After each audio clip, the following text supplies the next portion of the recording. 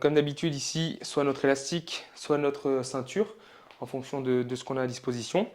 L'idée donc ça va être de chauffer au niveau de la coiffe de rotateur. On n'est pas sur un travail de développement, parce que c'est souvent quelque chose qui est décrié maintenant, de faire des rotations élastiques. C'est toujours utile pour chauffer et préparer une séance notamment qui va beaucoup solliciter les épaules.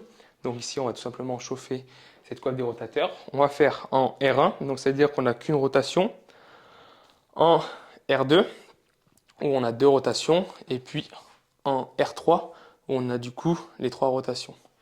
Donc très simple, si on est avec notre ceinture, on va utiliser notre poids de corps pour faire notre rotation. Donc, par exemple, je vais m'incliner ici et faire ma rotation. Donc là, je vais garder tout le temps mon coude dans la hanche et je vais faire ma rotation, tout simple.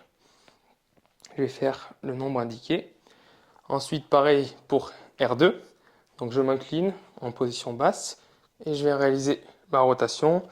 Ici, on imagine il y a toujours un axe qui passe à la place de l'os qu'on a ici et on imagine qu'on tourne tout simplement autour. Ici, c'est la même chose.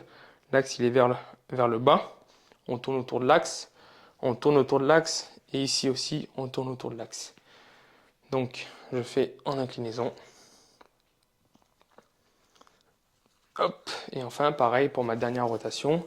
Ici, je vais m'incliner en arrière. Je mets en tension toujours à 90 degrés ici. Et je viens chercher à tourner.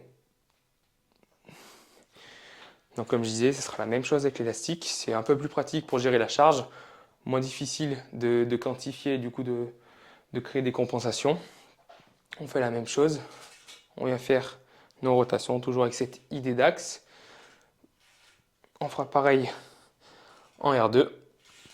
Hop. Donc en fonction de la résistance de l'élastique. Bon, il est assez costaud ici. Hop. Et puis enfin, notre dernière partie en R3. Donc toujours avec cette idée d'axe de rotation.